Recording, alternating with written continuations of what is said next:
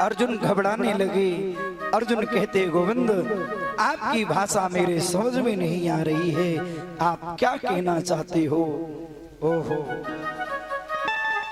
निवेदन है भगवान ने आशीर्वाद दिया, जैसे ही सर पे हाथ रखा अर्जुन की सब समझ में आ गया।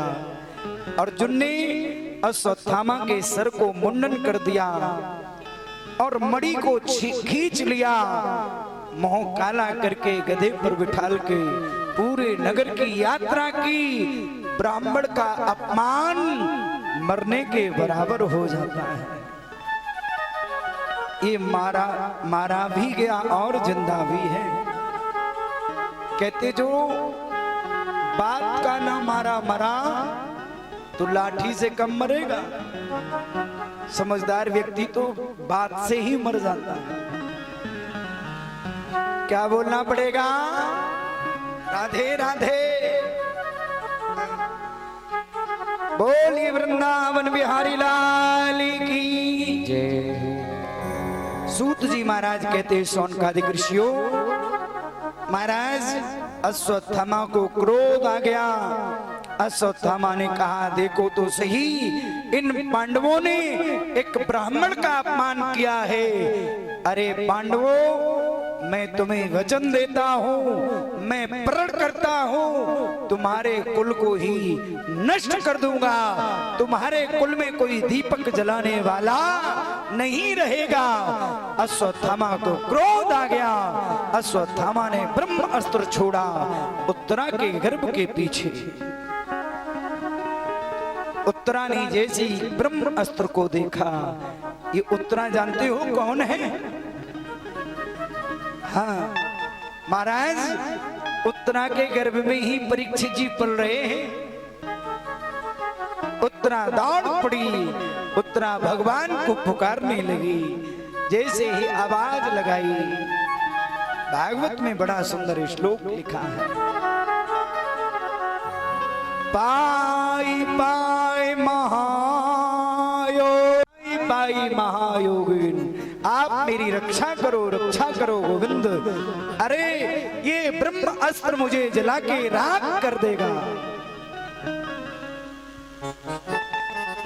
ओहो, जितने हमारे पिता तुल्य हैं, मैं बार बार नहीं कहूंगा। बड़ी करुण रस की कथा आ रही है, मेरी तरफ ध्यान लगा के 5 मिनट कथा पर ध्यान दें।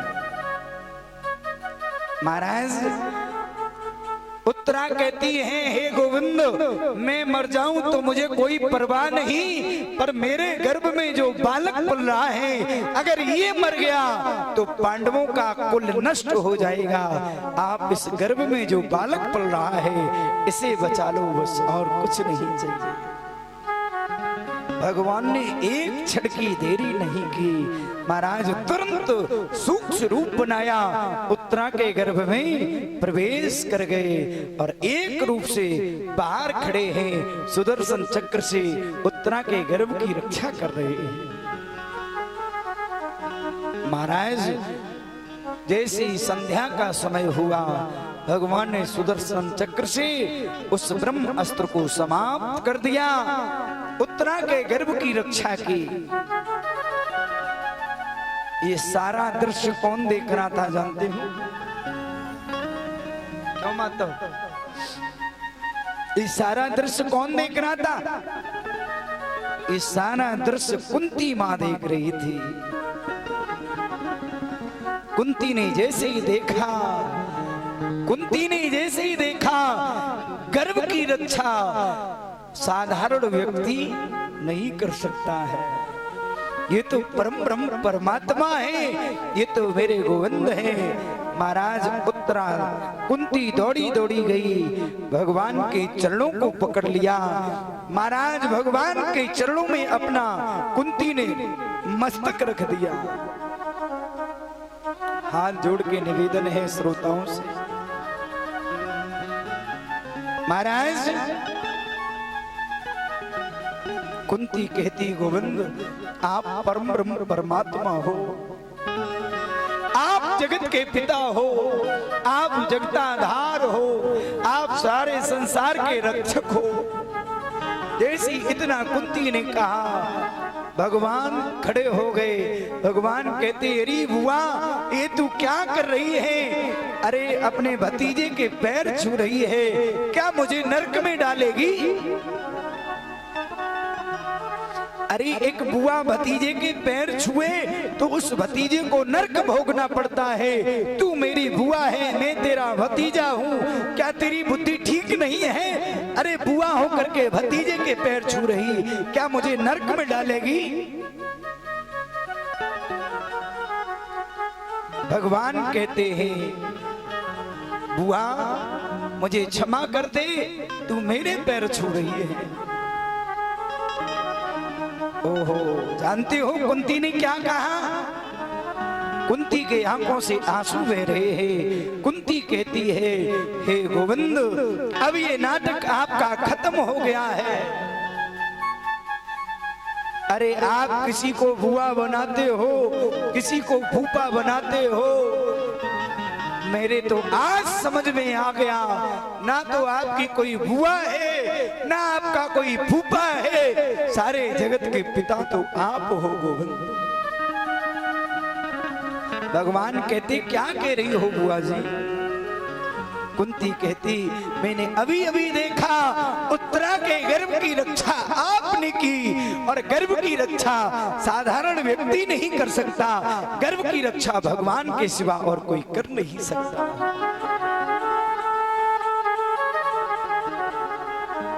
भगवान कहते, अरे बुआ जब तूने मुझे भगवान मान ही लिया है, ध्यान देना कथा पर। भगवान कहते, अरे बुआ जब तूने मुझे भगवान ही मान लिया है तो तू अब हमसे कुछ मांग ले। जैसी इतना कहा, कुंती ने तुरंत महाराज झोली को फैला दिया। विपिधा संतो ना संतो तत्र तत्र जगत गुरु। जानते हो माताओं, कुंती ने क्या मांगा? कुंती कहती, गोविंद अगर देना है तो मैं आपके चरणों में निवेदन करती हूँ, आप मेरी इस झोली में आपत्ति डाल दो, मेरी झोली में दुख डाल दो। भगवान कहती, अरे बुआ तूने ये क्या मांगा? अरे मांगा भी तो दुख मांगा। मैं तुझे दुख नहीं दे सकती हूँ, मैं तुझे दुख नहीं दे सकता हूँ, तू और कुछ मांग ले। निवेदन है श्रोताओं से, भाइयों से, माताओं से, सच बताना। कुंती ने एक प्रश्न कर दिया भगवान से। जानते क्या प्रश्न किया? कुंती कहती, गोविंद एक बात बता दो, मैं दुख नहीं मांगूंगी, मैं आपसे सुख मांग लूंगी, पर मेरे प्रश्न का उत्तर बता दो आप। भगवान ने कहा, बोलो बुआ क्या तुम्हारा प्रश्न है? कुंती कहती, गोविंद एक बात बताओ, ये संसार किसने बनाया? भगवान ने कहा, संसार मैंने बनाया। कुंती ने कहा, फिर इस संसार में रहने वाले जीव किसने बनाए? भगवान ने कहा, मैंने बनाए। कुंती ने कहा, फिर संसार में सुख किसने बनाया? भगवान ने कहा, सुख मैंने बनाया। कुंती कहती, गोविंद संसार आपने बनाया, संसार में रहने वाले जीव आपने बनाए, सुख आपने बनाया, तो दुख आपने नहीं बनाया, दुख और किसी ने बनाया होगा। भगवान कहते, नहीं नहीं बुआ, दुख भी मैंने ही बनाया है। भगवान कहते हैं, अरे बुआ नहीं, दुख भी मैंने बनाया और सुख भी मैंने बनाया। जो कुंती रो रही थी, जो कुंती रो रही थी, वो रोते रोते हंसने लगी। वो कुंती कहती, गोविंद जब सुख भी आपका है, दुख भी आपका है, हम किसे छोड़ दें? दुख में सुमिरन सब करे,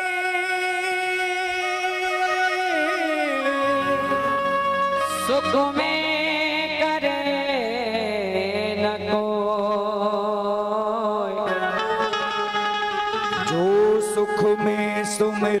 करे तो दुख काहे को हो। सुख के माथे सिल बड़े से जाए बलिहारी दुख की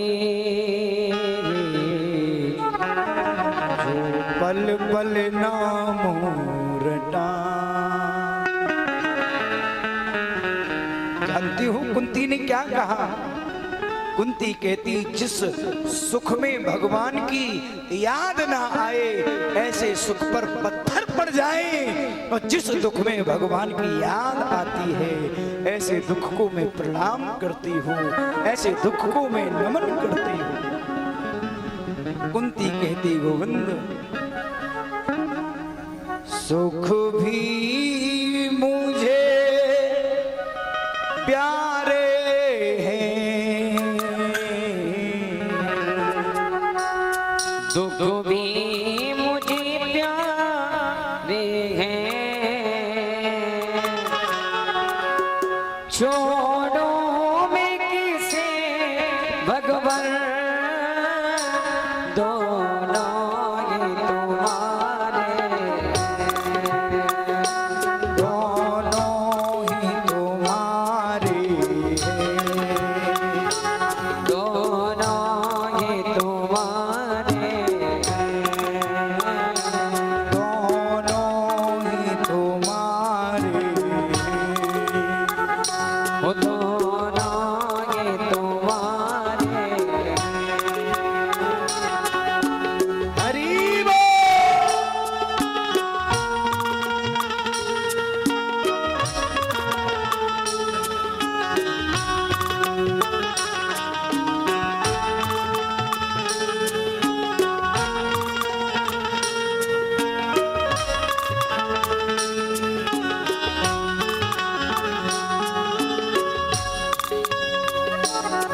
सुख दुख गीतों, सुख दुख गीतों दुनिया की गाड़ी को चलाते हैं।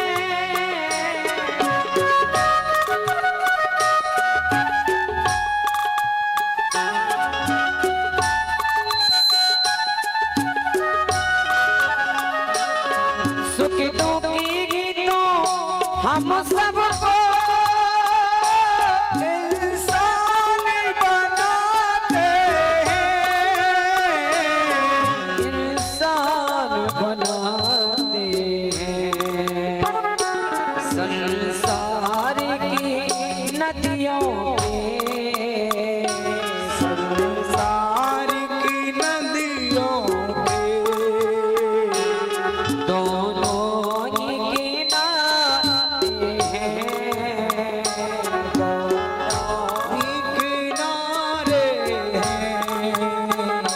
छोड़ो मैं किसे भगवान, दोनों ही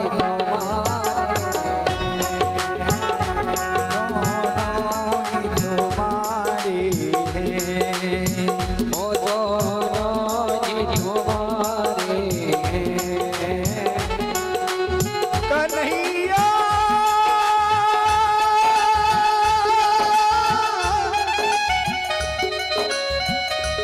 मेरे प्यारे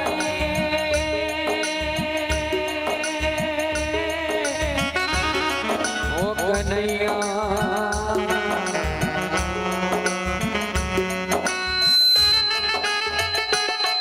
प्रहार करेंगे, मिट मिट चलेंगे।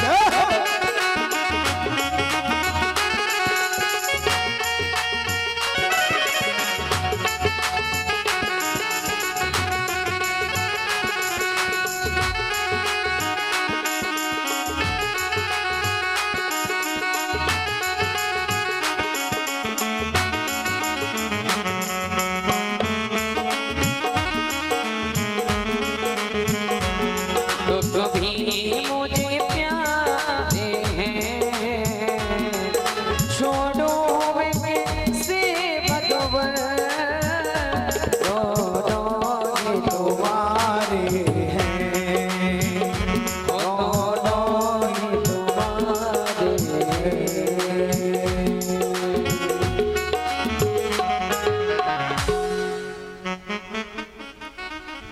सुख भी मुझे प्यारे हैं, दुख भी मुझे प्यारे हैं, छोड़ूं मैं किसे, छोड़ो मैं किसी भक्त दोनों ही तुम्हारे हैं। वो दोनों ही तुम्हारे हैं। श्रोताओं से निवेदन है मेरा, मैं देख रहा हूँ कई लोग बड़े भावुक हैं, बड़े मन से कथा सुन रहे हैं। हाथ जोड़ के निवेदन है मेरा, और मैं ये प्रमाण दे सकता हूँ, कल ये मैं आप लोगों को प्रमाण कर दूंगा और दिखा दूंगा, जहाँ राम कथा होती हो, जहाँ कृष्ण कथा होती हो, वहाँ हनुमान जी जरूर आते हैं। और मैं ये कल बताऊंगा और 7वें दिन आपको दिखा दूंगा हनुमान जी यहाँ आते हैं या नहीं, प्रत्यक्ष प्रमाण दिखा दूंगा लास्ट दिन। चाहे राम कथा हो चाहे कृष्ण कथा हो, हनुमान जी जरूर आते हैं।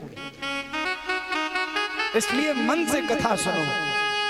मैं व्यासपीठ पर बैठा हूं, मैं अपनी प्रशंसा नहीं कर रहा हूं, मैं कुछ भी नहीं हूं। हमारी 2 वर्ष हो गए, 2 वर्ष पहले हमारी 2 या 1.5 वर्ष हुआ, हमारी कथा झारखंड में हो रही थी, डिस्ट्रिक्ट पाकुड़ में। महाराज एक बच्चे को खतरनाक बीमारी हो गई, आईसीयू में भर्ती हो गया और डॉक्टरों ने मना कर दिया, अब नहीं बचेगा, लास्ट स्टेज पर था। ये हमारे साथ के लोग प्रमाणित हैं, विवेक जी जो ऑर्गन बजा रहे, जब से मैं कथा करना सीखा तब से हमारे साथ में ऑर्गन बजा रहे हैं। महाराज हमारे साथ में ये इनसे पूछना, डॉक्टर ने मना कर दिया, आईसीयू में भर्ती, सांसें चलना बंद हो गई। उस बेटे का पिता मेरे पास आया, महाराज मैं कथा सुनना चाहता था पर मेरा बेटा भर्ती है। आप कहेंगे मैंने नहीं, मेरे मुख से पता नहीं किसने मुख से निकलवा दिया। मैंने कहा आप कथा सुनो, 3रे दिन आपका बेटा पांडाल में कथा सुनेगा, अगर नहीं सुनी तो मैं कथा कहना छोड़ दूंगा। और मेरी कथा की घटना 3रा दिन तब हुआ जब उनका बच्चा ठीक होके पांडाल में। मानो तो कहते मन चंगा तो कठौती में, मन सच्चा होना चाहिए, सच्चे मन से कथा सुननी चाहिए। दूसरी हमारी घटना एमपी, महाराज टीकमगढ़ में हमारी कथा हो रही थी। एक मैया को पूरे शरीर में कोढ़ हो गया था।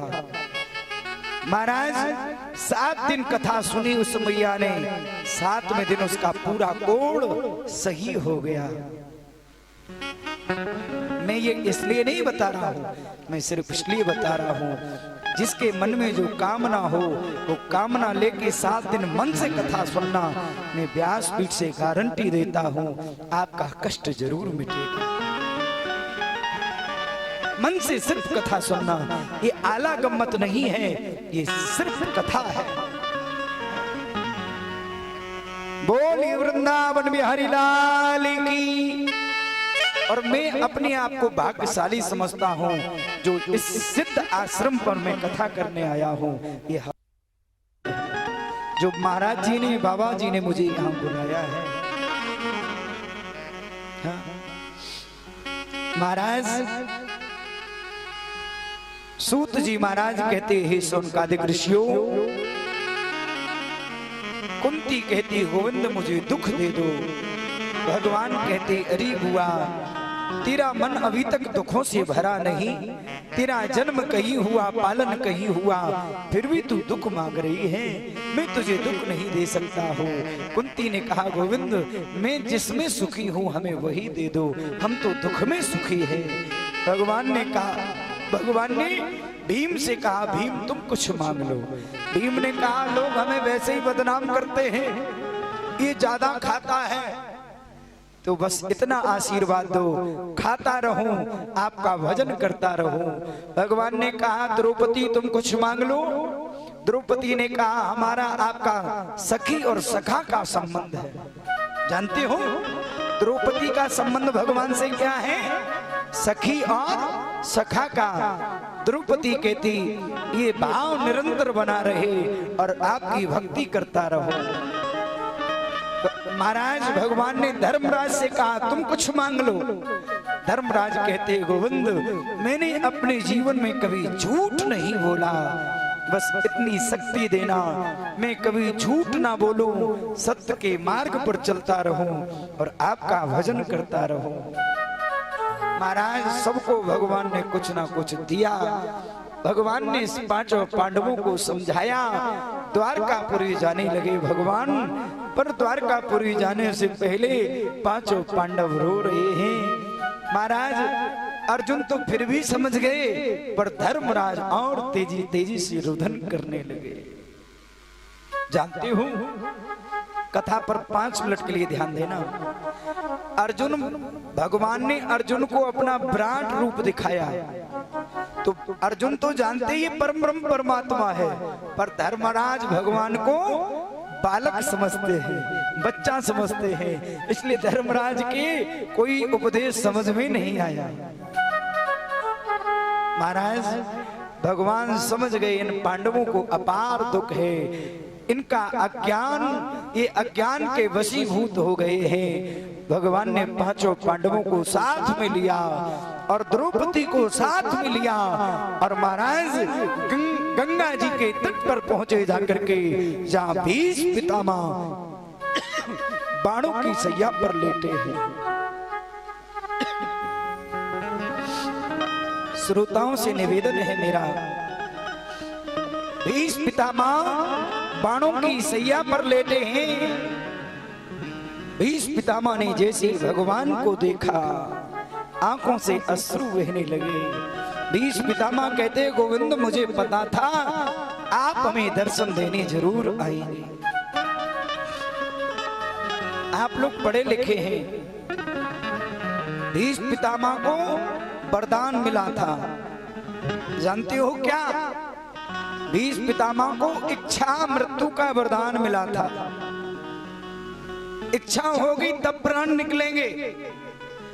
भीष्म पितामह कहते हैं, गोविंद मुझे इच्छा मृत्यु वरदान मिला है, मैं चाहता तो इतना कष्ट नहीं भोगता, अपने प्राण कब का त्याग देता, पर मुझे ये आशा थी, मुझे ये आस थी आप हमें दर्शन देने जरूर आओगे। आपने हमें दर्शन दे दिए, मेरा जीवन धन्य हो गया।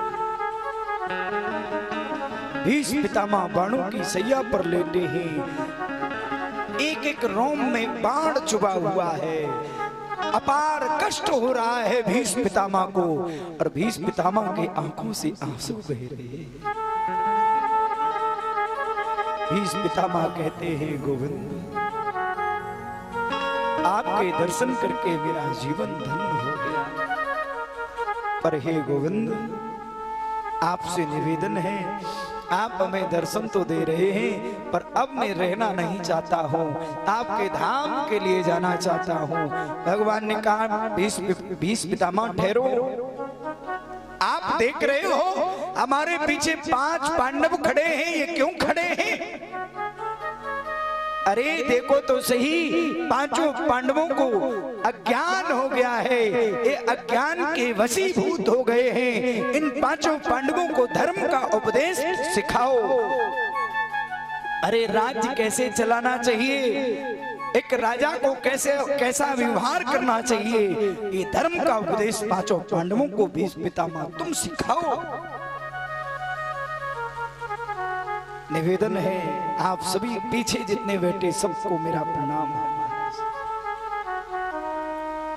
भीष्म पितामह कहते ये तो वही बात हो गई जैसे सूर्य को दीपक दिखाना। अरे आप परम ब्रह्म परमात्मा हैं, आपसे बड़ा ज्ञानी कोई होगा? आपके आगे इन पांडवों को हम उपदेश करें? भीष्म पितामह कहते रोने लगे। भीष्म पितामह कहते गोविंद, पर अपने से बड़ों की आज्ञा को टाला भी तो नहीं जा सकता। अगर आपने आज्ञा की है तो मैं इन पांडवों को उपदेश अवश्य सुनाऊंगा। पांचों पांडव खड़े हैं, द्रौपदी खड़ी है, एक तरफ भगवान खड़े हैं। भीष्म पितामह बहुत सुंदर उपदेश दे रहे हैं। भीष्म पितामह कहते अरे पांडवों, जीवन में सबसे बड़ा धर्म जानते हो क्या है? और जितने हमारे नौजवान भाई बैठे हैं, जितने पिता तुल्य बैठे हैं, आप भी अपने बच्चों को समझाना।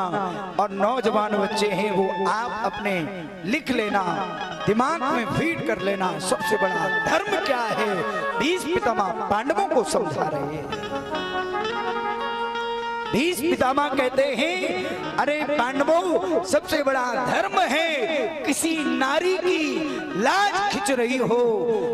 महाराज, जो खींचता है वो तो अपराधी होता है, पर उससे भी बड़ा अपराधी वो होता जो उस लाज को खींचते हुए देखता है।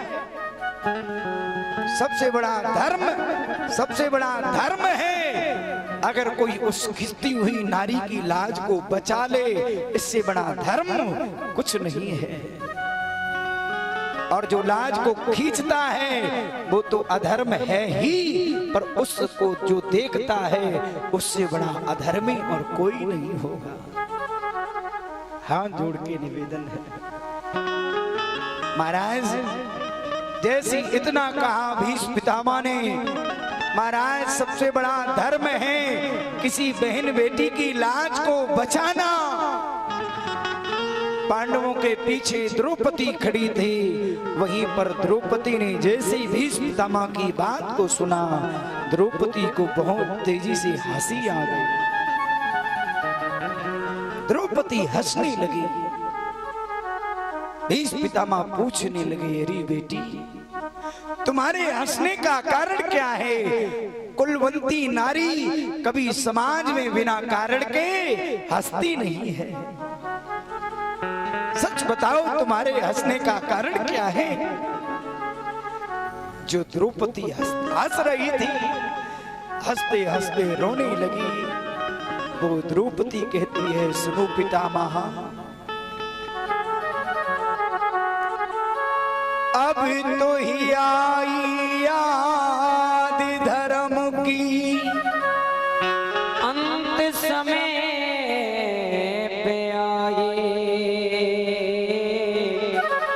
यही याद पहले आ जाती तो होती नहीं लड़ाई। अब तो ये आई याद धर्म की, अंत समय पर आई, यही याद पहले आ जाती तो होती नहीं लड़ाई। वो द्रौपदी विवश होकर रोने लगी, आंखों में आंसू आ गए। वो द्रौपदी कहती पितामह, अब तुम्हारे धर्म से फायदा क्या है? अरे अब तुम्हारे धर्म से कोई फायदा नहीं है। अरे पितामह, जिस समय दुशासन ने मेरे चीर को खींचा, जिस समय दुशासन ने मेरी साड़ी को खींचा, अरे तुम्हें बचाने की जरूरत नहीं थी, तुम एक इशारा कर देते। दुशासन की ताकत नहीं थी कि मेरे चीर को हाथ भी लगा देता।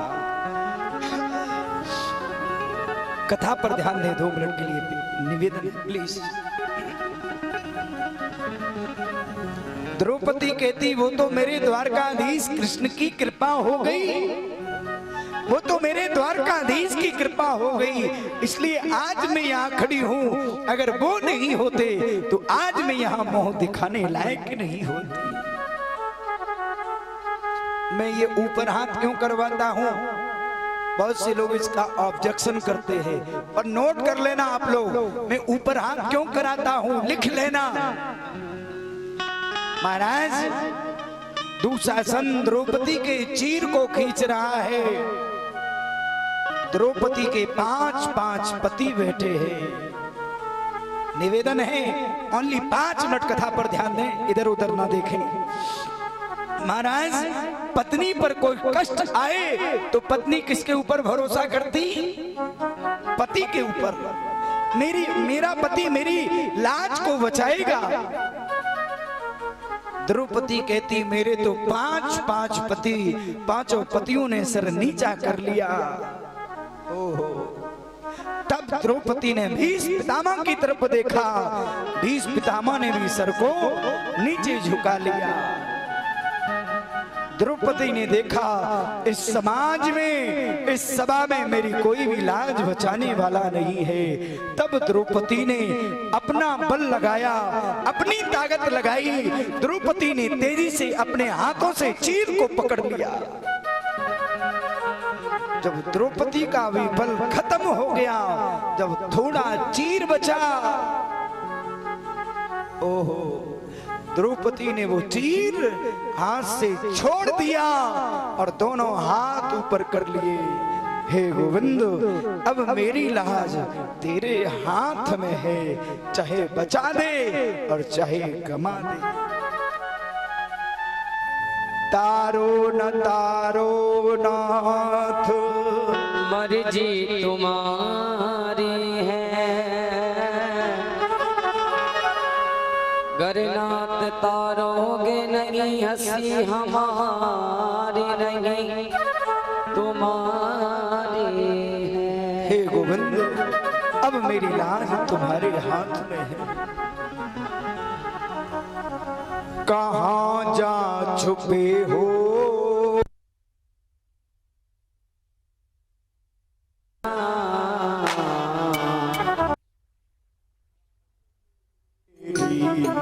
लुटी जा रही है। वो कहाँ जा छुपे हो प्यारे कन्हैया, यहाँ लाज मेरी लुटी जा रही है।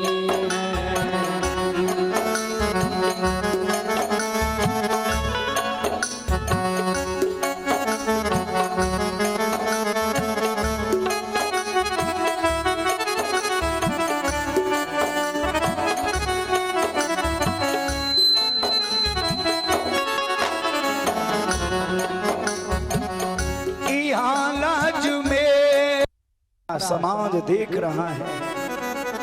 आप लोगों से मेरा एक प्रश्न है, जितने हमारे पिता तुल्य बैठे हैं, आप कथा सुन रहे हो, अगर मेरा प्रश्न अच्छा लगे तो उत्तर जरूर देना। भगवान चाहते तो दुशासन को मार देते, सही है ना भाई? जो नारी की लाज को खींच रहा हो, ऐसे व्यक्ति को मार देने में कोई पाप? भगवान चाहते तो मार देते, पर भगवान ने मारा नहीं, चीर को बढ़ाया। क्यों? निवेदन है बड़े मन से समझना।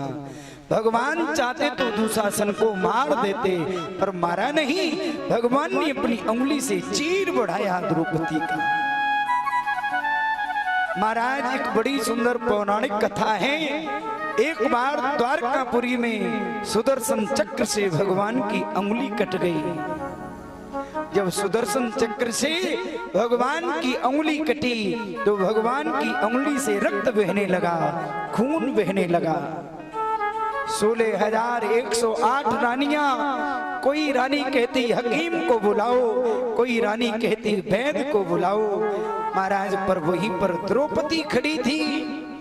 द्रौपदी ने अपनी नई साड़ी को, नए चीर को बीच से फाड़ दिया और भगवान की उंगली पर लपेट दिया।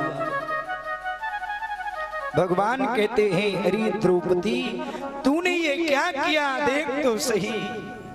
अरे इतनी अमूल्य चीर को फाड़ दिया, इतनी कीमती साड़ी को फाड़ दिया और मेरी उंगली पर वो चीर लपेट दिया। द्रौपदी जानती क्या कहती है?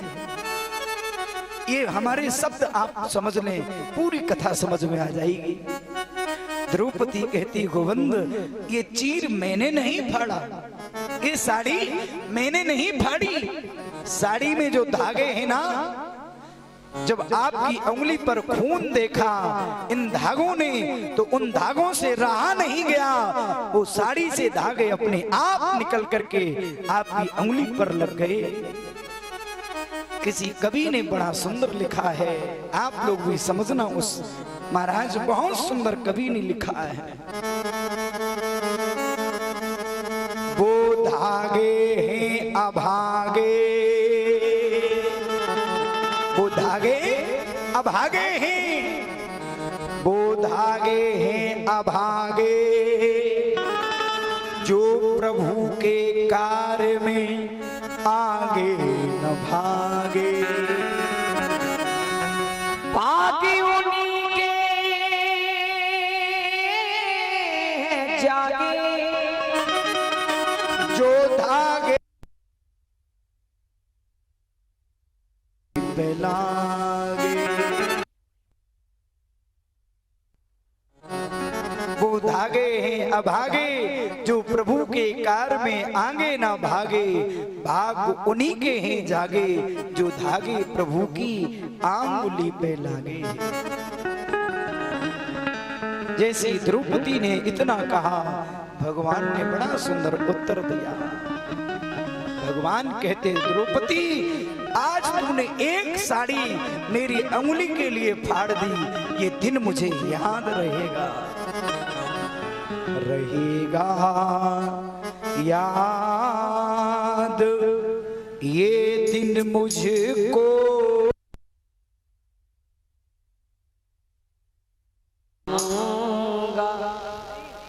तेरे में काम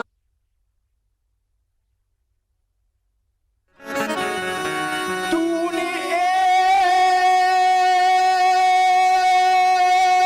चीर फाड़ा है,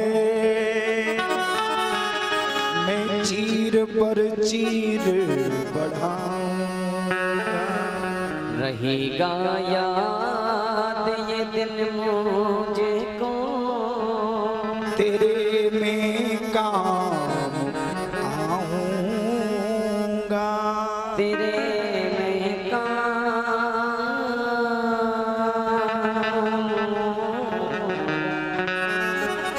तूने एक चीर फाड़ा है, मैं चीर पर चीर बढ़ाऊंगा। रहेगा याद मुझको ये दिन, तेरे में काम आऊंगा। महाराज आज द्रौपदी बड़ी सभा में करुण पुकार रही है। भगवान ने देखा अब समय आ गया, भगवान ने वही द्रौपदी के कर्ज को उतारना शुरू कर दिया। भगवान ने इतना चीर बढ़ाया, इतना बढ़ाया कि महाराज सारी सभा देखती रह गई। दुशासन पृथ्वी पर मूर्छित हो गया। निवेदन है श्रोताओं से, महाराज भीष्म पितामह कहते हैं, अरे द्रौपदी मैं पहले कौरवों के यहाँ रहता था, मैंने कौरवों का नमक खाया था, इसलिए मैं तेरी लाज को बचा नहीं पाया। अब मैं बाणों की सैया पर लेटा हूँ।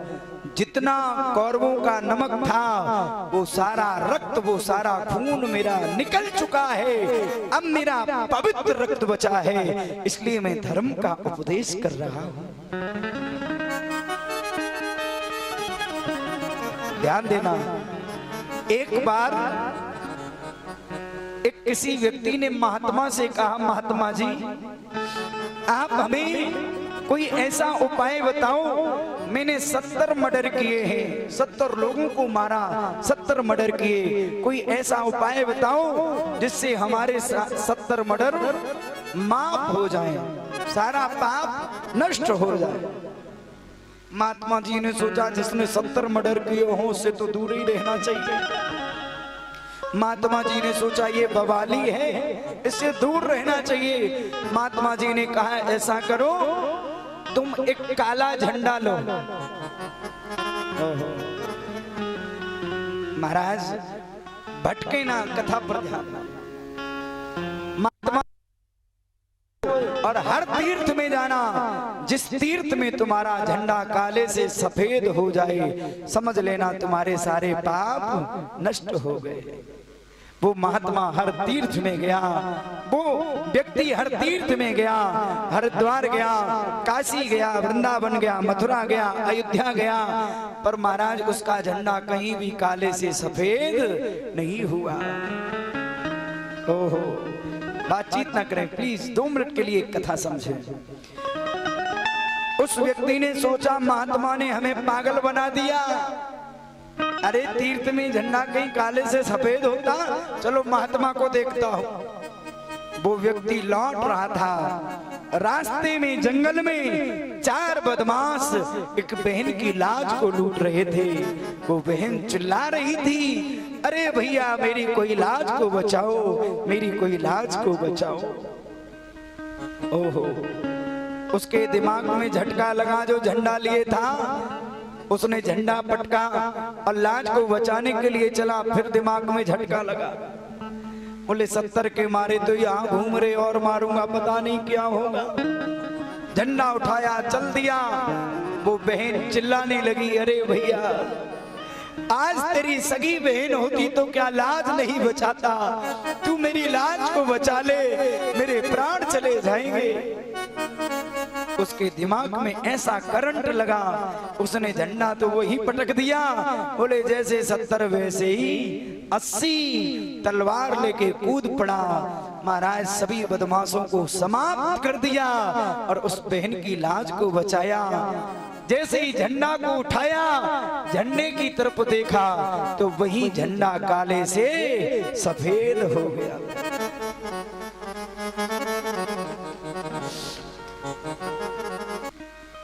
निवेदन है, बहुत मन से कथा पर ध्यान। भीष्म पितामह कहते, हे द्रौपदी अब मेरा पवित्र रक्त बचा है, इसलिए मैं धर्म का उपदेश कर रहा हूं। भीष्म पितामह भगवान की तरफ देखने लगे, हे गोविंद अब मैं आपके धाम जाना चाहता हूं, पर आपसे एक मेरा प्रश्न है। निवेदन है भाइयों से, माताओं बहनों से। भीष्म पितामह कहते हैं, गोविंद मुझे मेरे 100 जन्म की याद है, मैंने कोई अपराध नहीं किया, मैंने कोई पाप नहीं किया, फिर भी इतना बड़ा कष्ट हमें क्यों मिल रहा है।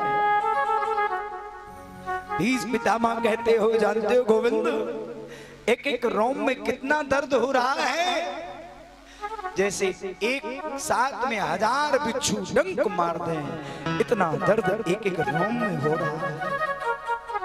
अरे हे गोविंद मुझे मेरे 100 जन्मों की कथा याद है, मैंने कोई अपराध नहीं किया, फिर भी हमें ये कष्ट भोगने के लिए मिल रहा है, ऐसा क्यों है। भगवान ने कहा, पितामह तुम 100 जन्म से और आगे जाओ, तुमने एक बड़ा अपराध किया है। महाराज तुम 2 मुंह का एक सर्प होता है, उसे बोलते हैं, क्या बोलते हैं, हाँ आप लोग जानते हैं उसको। महाराज उसे लक्ष्मी का रूप मानते हैं। महाराज भगवान कहते हैं, पितामह तुमने अपने बाण से उसे अपने बाण पर रखे ऐसे ऐसे उछाला कि वो बेरी में जाकर के महाराज उलझ गया, उसके पूरे शरीर में कांटे चुभ गए और उसके तड़प तड़प के प्राण निकले। वही सजा आज ये तुम्हें भोगने के लिए मिल रही है। जैसी करनी वैसी भरनी, जैसी करनी वैसा फल, आज नहीं तो निश्चय कल। महाराज जो जैसा करेगा उसे वैसा भोगना पड़ेगा। महाराज आप श्रोताओं से एक निवेदन है मेरा, जो लोग ये कहते महाराज जे कर्म प्रधान है ना, कर्म प्रधान है, चौपाई लिखी कर्म प्रधान विश्व रच राखा, जो जस करे सो तस फल चाखा। पर दूसरी तरफ क्या लिखा? आप लोगों से पूछ रहा हूं, कर्म प्रधान है कि नहीं?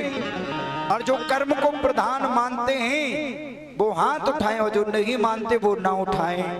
जो कर्म को प्रधान मानते कि हाँ कर्म प्रधान है, वो लोग हाथ ऊपर करें। क्या बात, ताली बजाओ बहुत तेजी से। जिन्होंने नहीं उठाया हाथ वो मानते नहीं, इसका मतलब। लेकिन ध्यान रखना, तुलसीदास जी ने दूसरी तरफ चौपाई लिखी,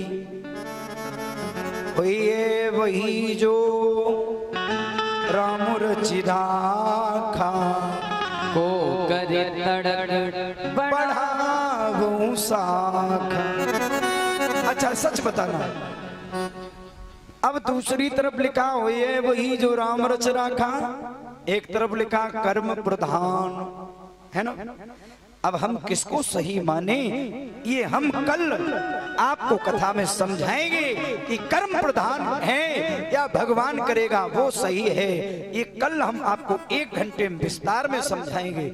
हमारा कर्म का फल हमें मिलता है या नहीं मिलता, या हम किसी का मर्डर कर दें और उसके बाद भागवत कथा कर दें तो हमें कथा का फल मिलेगा कि नहीं मिलेगा। ये पूरा विस्तार में, यानी हमें पूर्व जन्म का कष्ट भोगने के लिए मिलता है कि नहीं, एक कन्फर्म चौपाई इन दोनों चौपाइयों के माध्यम से कल हम विस्तार में सुनाएंगे।